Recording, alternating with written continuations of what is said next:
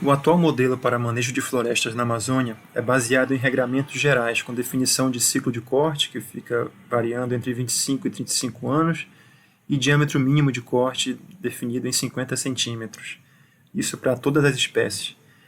Existe um trabalho publicado pelo Hassan David na Forest Ecology and Management, em 2019, que eles fizeram uma sistematização de informações, né, de um experimento feito na Amazônia, com 20 anos de monitoramento, e nesse trabalho eles têm uma discussão profunda sobre um novo modelo que há algum tempo já tem sido proposto na literatura científica, mas que ainda não emplacou. No entanto, já tem muita informação científica sobre essa proposição, e esse trabalho é mais um que se soma, né, a esse arcabouço.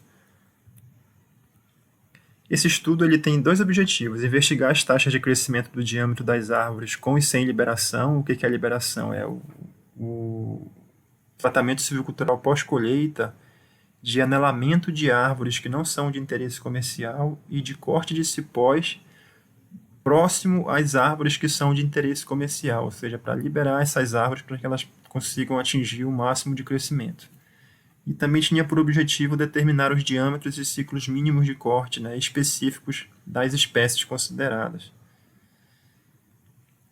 A gente sempre sabe que esses regramentos gerais de definição de ciclo de corte e diâmetro mínimo, eles acabam não considerando, né, as diferenças que existem de crescimento e a própria dinâmica em nível de espécie. E isso pode trazer problemas em termos de produtividade até. Existem espécies que o próprio estudo mostra que têm características que variam dentro da espécie e existe também variação entre as espécies, e isso em nenhum momento é considerado por esses regramentos gerais.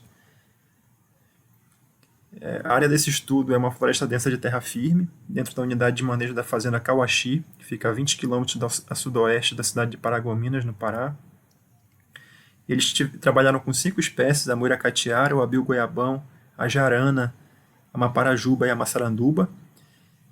Nessa área foi feita uma colheita em 96, de aproximadamente 25 metros cúbicos por hectare, que equivale a 17 árvores por hectare, considerando um diâmetro de 35 centímetros, lembrando que é uma área experimental, por isso que o diâmetro é abaixo do que a legislação prevê atualmente. Em 98, eles instalaram um experimento, né, instalaram 2 parcelas de 200 por 1000, que equivale a 20 hectares cada parcela, e fizeram um inventário 100% de todas as árvores acima de 35 centímetros. E aí, em uma dessas parcelas, eles aplicaram o tratamento silvicultural pós-colheita, porque a colheita foi em 96, de corte de cipós e desbaste por anelamento com o uso de herbicida, né, daquelas árvores que estavam atrapalhando o crescimento das espécies comerciais. E aí, entre 98 e 2010, foram feitas medições anuais e também teve uma medição em 2012. Com esse conjunto de dados de 5 espécies para as 2 parcelas, eles fizeram projeções para o período de 100 anos com relação ao incremento periódico anual, para um DAP inicial de 35, de 50, de 60 e de 70 centímetros.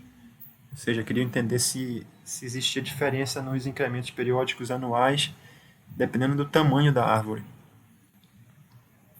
Entre os resultados, é interessante destacar que a massaranduba apresentou a maior taxa de crescimento de diâmetro, ficou em 0,68 centímetros por ano, abaixo inclusive do que a resolução CONAMA prevê, que é 0,86, né?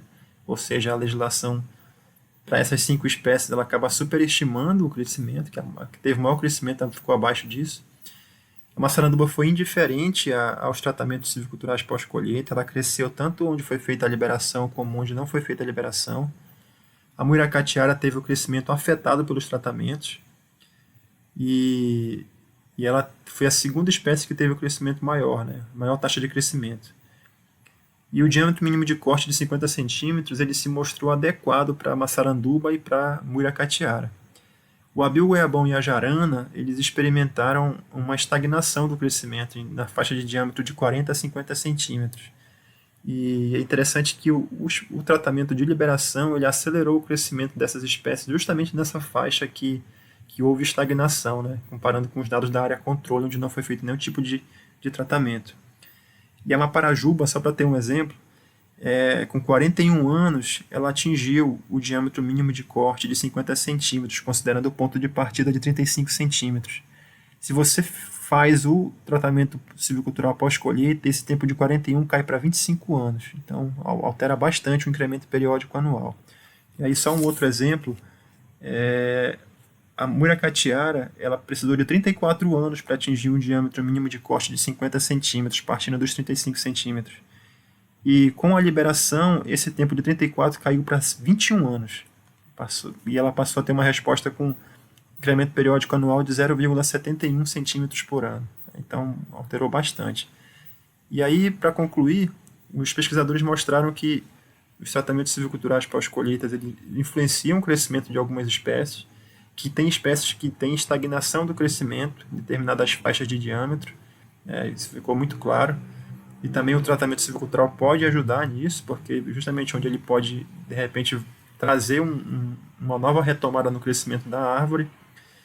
E essa diferença entre as espécies precisa ser considerada no manejo.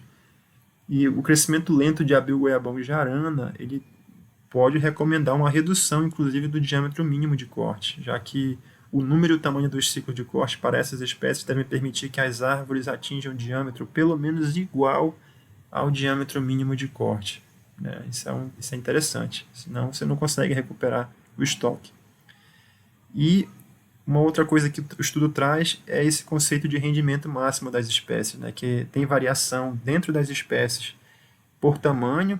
Tem espécies que têm árvores maiores que crescem mais do que árvores menores, e tem espécies que isso é o contrário. E isso precisa ser considerado na hora que você vai definir o diâmetro mínimo de corte. Bom, basicamente é isso. Bom estudo para quem for ler o artigo na íntegra.